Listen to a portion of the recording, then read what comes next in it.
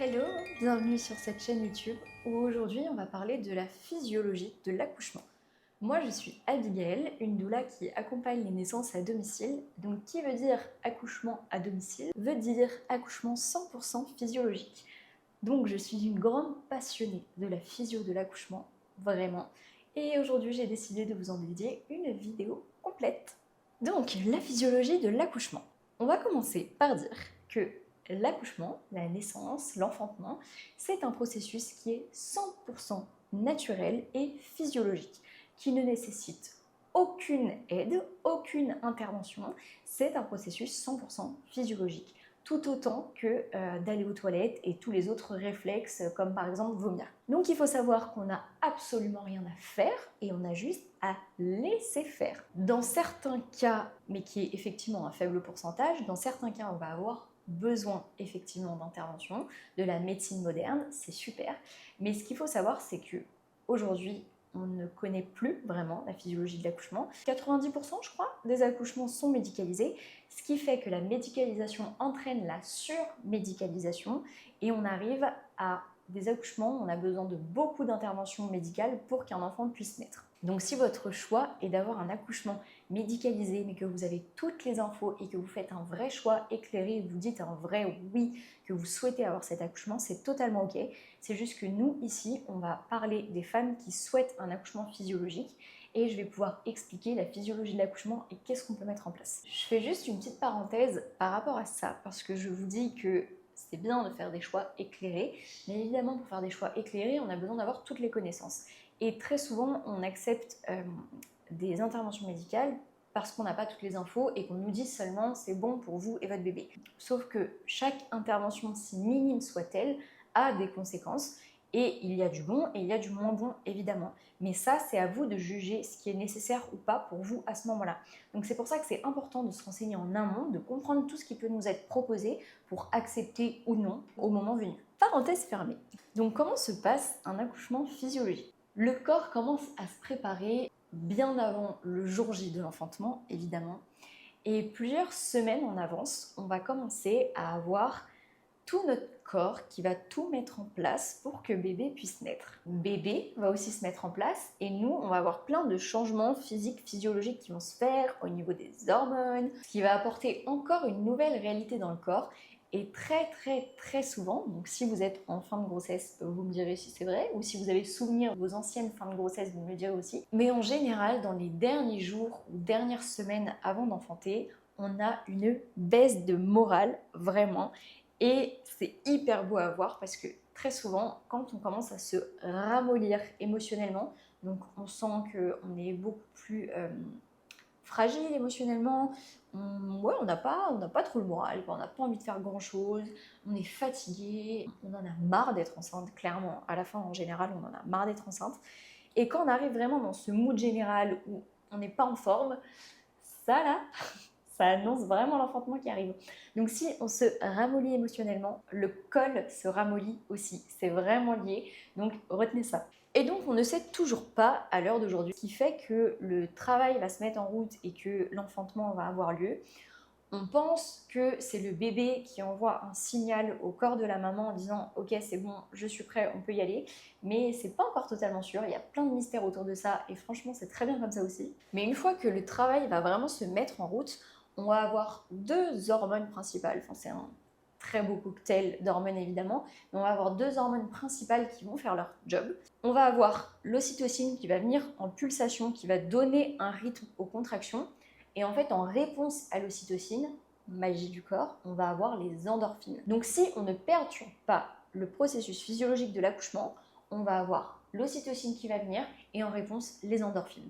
Donc en laissant les choses faire, sans lutter et sans intervenir, sans déranger la femme en travail, elle va pouvoir se créer elle-même sa péridurale naturelle. Donc là, je vous ai dit, si on ne dérange pas la femme en travail.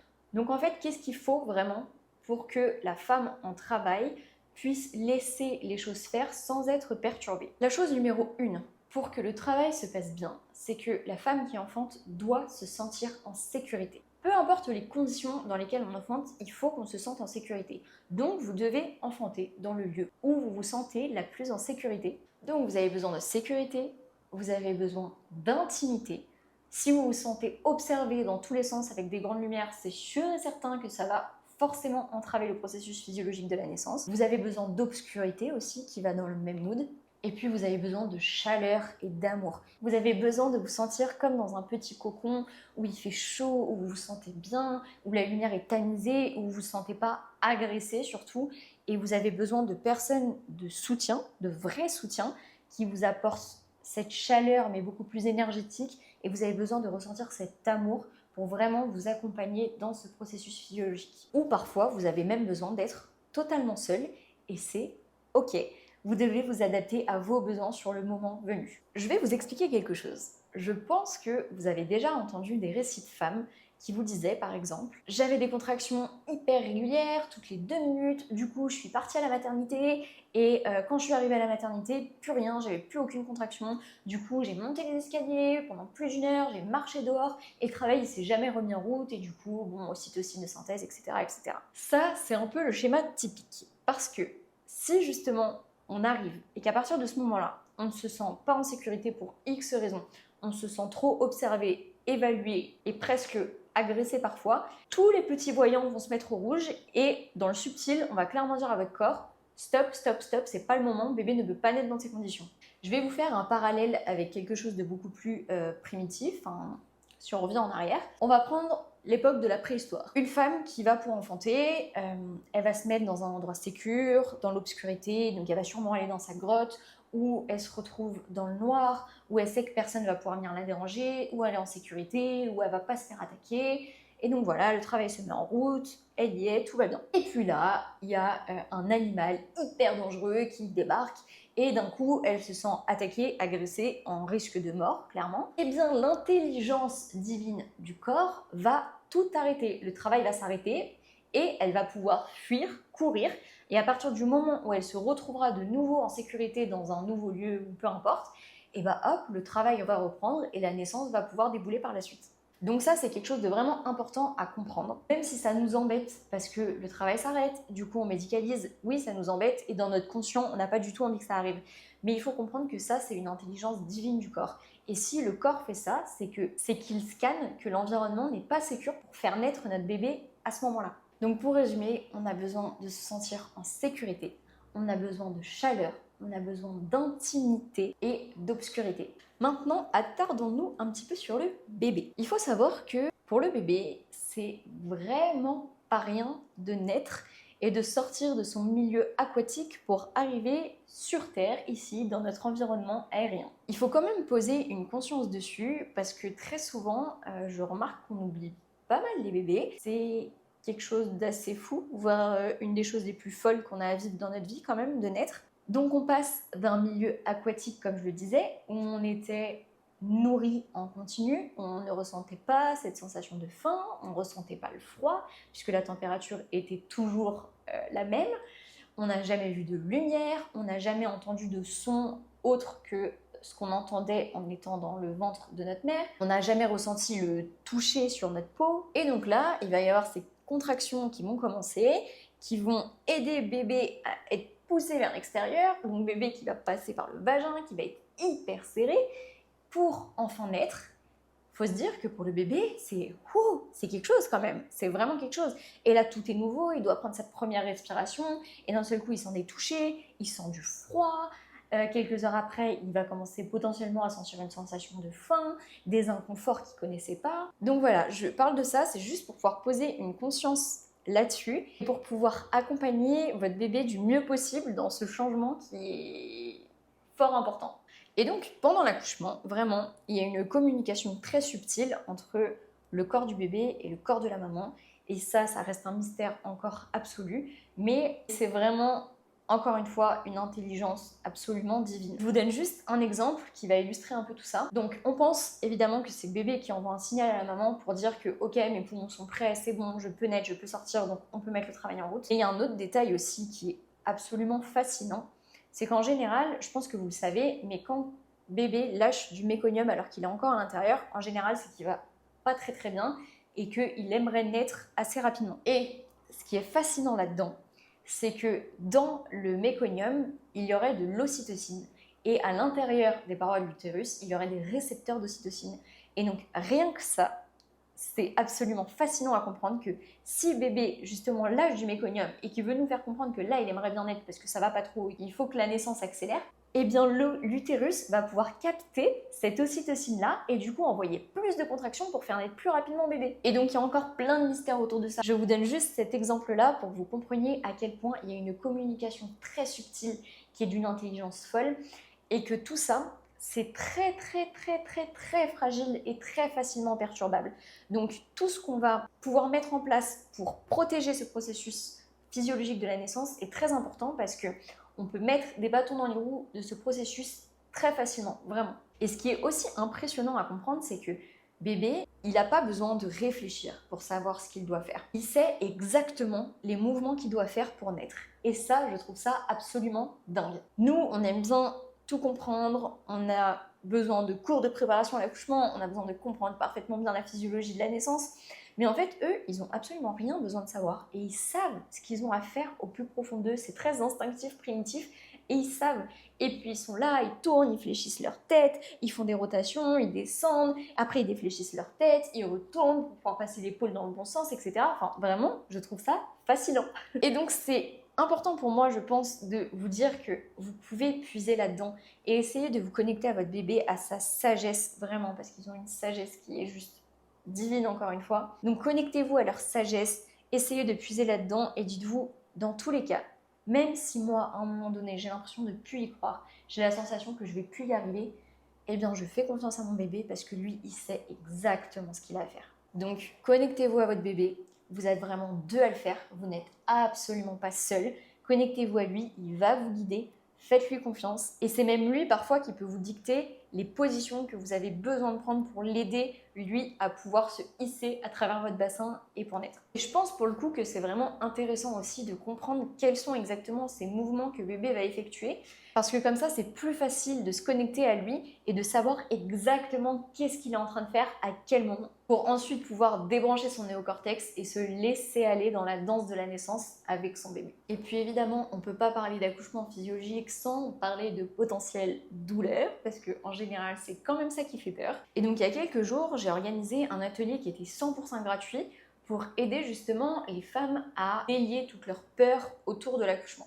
Et donc les peurs qui revenaient tout le temps, en fait c'était presque que ça, c'était soit la peur de la douleur ou soit la peur des interventions et des protocoles médicaux. Au niveau de la douleur, ce que j'ai pu leur dire, c'est déjà pour commencer, un accouchement ça fait pas forcément mal. Vraiment. On entend des femmes qui parlent d'accouchement sans douleur ou voire des accouchements orgasmiques. Et puis il y a des femmes qui parlent d'accouchement avec des douleurs mais qui étaient totalement gérable et supportable, et puis d'autres pour qui c'était vraiment plus difficile. Et déjà, on ne peut pas savoir justement comment est-ce que ça va se passer, et c'est sympa quand même de partir avec tous ces champs-là ouverts et ne pas se persuader que ça va être horrible et que ça va être le pire moment de notre vie, parce que si on part persuadé que ça va être horrible, et il y a de fortes chances que effectivement ce soit vraiment pas simple. C'est sympa aussi de comprendre qu'est-ce qui fait potentiellement mal pendant l'accouchement. Déjà pour s'y attendre, pour être préparé, comprendre pourquoi cette douleur elle est présente et essayer justement d'en faire une alliée et comprendre à quel moment je vais ressentir quelle douleur et pourquoi, afin de mieux l'appréhender et surtout mieux l'accueillir au moment venu. Et puis évidemment, après, il va exister plein de techniques pour réussir à gérer ces sensations-là. Donc que ce soit des bains chauds, que ce soit la technique du peigne, comme beaucoup aiment bien, évidemment la mobilité, ça c'est sûr et certain, les massages, les pressions. Donc tout ça pour moi, ça va être du plus. C'est qu'est-ce qui va nous aider le jour J, c'est des petites choses en plus qui vont améliorer notre confort. Mais pour moi, vraiment la base de la base de la base, c'est la préparation en amont, d'avoir compris vraiment toute la physiologie de l'accouchement, qu'est-ce qui se passe, à quel moment, quelles sont les différentes étapes de l'accouchement pour y être prête, préparée et savoir les accueillir à ce moment-là et pouvoir justement, encore une fois, débrancher le néocortex pendant la naissance et ne pas avoir à réfléchir et se dire « Oh mon Dieu, mais est-ce que c'est normal que je ressens ça ?» Non, parce qu'au fond de moi, je sais que c'est normal, on a eu toutes ces discussions, je le sais, c'est normal, je me détends, j'accueille, et voilà. Et puis on a beaucoup parlé aussi des protocoles médicaux et il y avait beaucoup de peurs comme par exemple d'être déclenché, d'avoir une épisiotomie, d'avoir besoin de forceps ou de ventouse. Et donc tout ça, je vais pas pouvoir vous l'expliquer ici en une vidéo, mais c'est vrai que c'est important de comprendre pourquoi est-ce qu'on peut potentiellement en avoir besoin, est-ce qu'on en a vraiment besoin à ce moment-là. Ensuite, que vous puissiez faire vos propres choix, comprendre que si là, il y en a vraiment besoin, eh bien, je dis un grand oui et merci la médecine de pouvoir nous aider à ce moment précis. Mais s'il n'y en a pas besoin et que vous savez que forcément ça va apporter d'autres difficultés par la suite, et bien que vous puissiez dire non et faire vos propres choix encore une fois. Je voulais vous parler aussi du projet de naissance. Donc si vous avez un projet d'accouchement à l'hôpital assez classique, en général, on aime bien quand même faire un projet de naissance pour pouvoir expliquer un petit peu nos souhaits. Donc si vous avez des projets d'accouchement à domicile, en maison de naissance ou en plateau technique, en général, c'est pas du tout nécessaire parce que vous connaissez déjà très bien là où les sages-femmes qui vous accompagnent. Donc il n'y en a pas de nécessité, mais en général, quand on accouche à l'hôpital et qu'on ne connaît pas les personnes avec qui on va potentiellement accoucher, on aime bien quand même écrire un projet pour pouvoir expliquer dans les grandes lignes ce qu'on aimerait vivre. Donc là, il va y avoir plusieurs écoles là-dessus.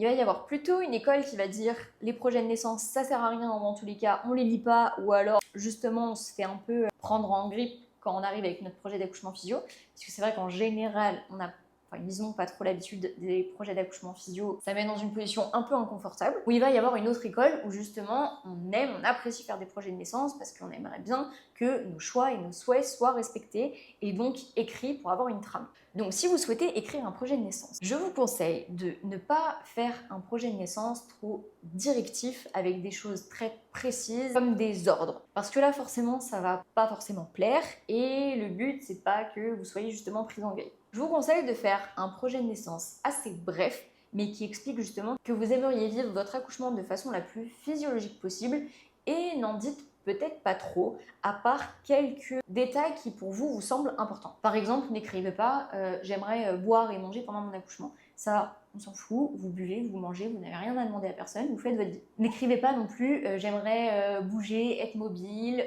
ça c'est pareil, on s'en fout. C'est vous qui bougez et qui êtes mobile et vous n'avez absolument rien à demander à personne. Comprenez que lorsque vous partez accoucher à l'hôpital, c'est comme si vous louez cette chambre d'hôpital. Donc à partir du moment où vous êtes dedans, c'est comme si elle vous appartenait. Donc vous faites bien ce que vous voulez à l'intérieur, vraiment. Mais vous pouvez noter des choses assez importantes quand même. Je ne veux pas d'épisiotomie, par exemple. Ou alors, je veux un clampage tardif du cordon, donc vous ne coupez pas le cordon tant que moi j'en ai pas exprimé la nécessité, par exemple, ça c'est assez important. Donc en fait tout ça maintenant ça va être à adapter en fonction de vous, ce qui vous semble important, de votre projet à vous. Mais si vous souhaitez tout ça, on peut en parler ensemble parce qu'il y a pas mal de petites choses dans lesquelles je peux vous aiguiller. Le dimanche 1er décembre, j'organise l'atelier accoucher en puissance que j'organise assez régulièrement. Donc on se retrouve avec un petit groupe de femmes qui souhaitent accoucher de manière la plus physiologique possible.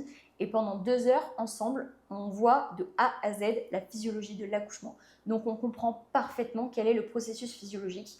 On va aussi aborder tous les mouvements que bébé va effectuer, ce que je vous parlais tout à l'heure. On va comprendre dans l'accouchement exactement qu'est-ce qui fait mal pour justement apprendre à transcender cette douleur en puissance. Je vous promets, vous allez repartir avec des outils concrets et vous serez 100% prête et sereine. Et ça, c'est pas moi qui le dis, c'est tous les retours que j'ai après cet atelier. Et puis, on va aussi construire votre projet de naissance afin qu'il réponde 100% à vos attentes. Je tiens à vous dire que les places sont limitées, donc n'hésitez pas à aller vous inscrire rapidement parce que je ne sais pas combien de places il reste là à l'heure où vous voyez la vidéo, mais je pense qu'on doit être pas loin de la fermeture des inscriptions. Donc, je vous remercie d'avoir regardé cette vidéo. N'hésitez pas à liker ou à laisser un petit commentaire pour me soutenir dans le démarrage de cette chaîne YouTube. Et je vous fais des gros bisous en attendant. Je vous dis à la semaine prochaine. Prenez bien soin de vous. Bye bye!